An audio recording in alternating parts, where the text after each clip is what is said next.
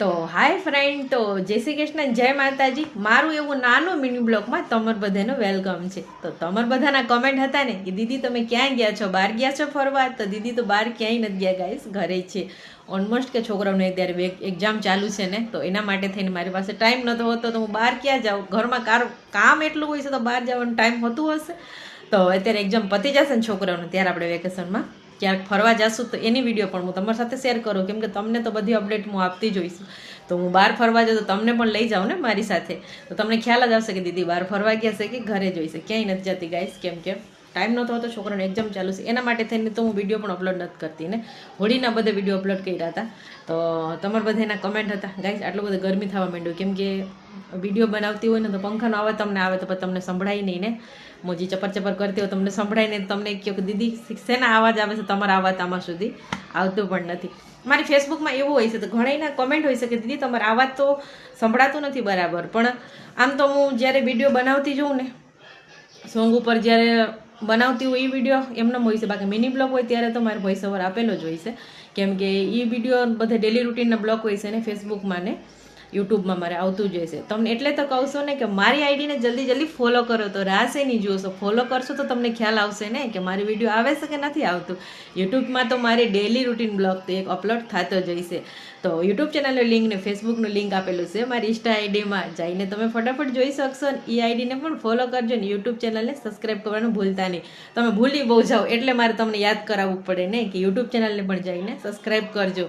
તો જ્યારે હું વિડીયો અપલોડ કરીને નોટિફિકેશન તમારા સુધી પહોંચી શકે એટલે તમને કહું ને બારંબાર કે મારી યુટ્યુબ ચેનલને પણ તમે જઈને પૂરેપૂરું સપોર્ટ કરો ને ફેસબુકને પણ કરજો.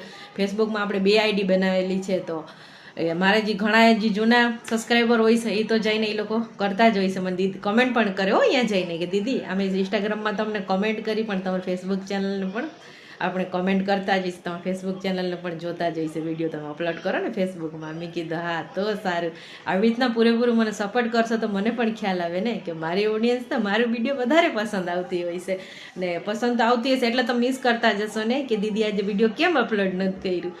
તો કાંઈ વાંધો નહીં ગાઈસ, આપણે છોકરાઓને એક્ઝામ પતી જશે ને પણ ડેલી રૂટીનનું બ્લોગ આપણે અપલોડ કરશું. ડેલી મારી જે વિડીયો હું બનાવતી જોઈશું. બાકી ફૂલ બ્લોગ તો તમારે જોવું હોય છે ને તો યુટ્યુબમાં જઈને તમે જોઈ શકશો. મારી રેસીપીના બ્લોગ હોય છે ડેલી રૂટીનમાં, સવારમાં હું ઉઠીને શું કરું ને સાંજ સુધી એ બધે વિડીયો તમને મળશે મારી યુટ્યુબ ચેનલમાં.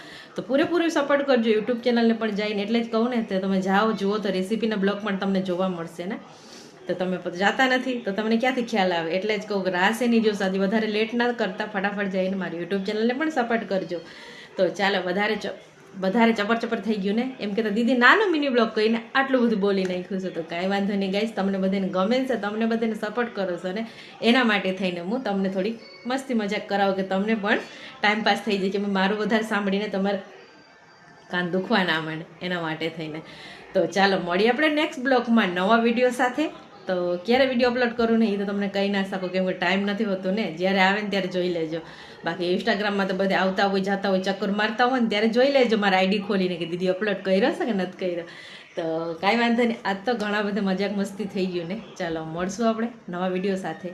તો આ લુક મારું કેવું લાગે છે, આ મારા એરિંગ્સ પણ કેવું લાગે છે ને મને કમેન્ટ કરજો. આમ તો આવડા મોટા એરિંગ્સ હું નથી પહેરતી, આજે વિડીયો બનાવવાનું હતું એના માટે થઈને બનાવ્યું. બાકી પહેરવાનો શોખ છે આપણને, ક્યાં મેરેજમાં ગયા હોય ક્યારેક એવું ક્યાં ગયા હોય ને બહાર, ત્યારે તો પહેરતા જ હોય છે.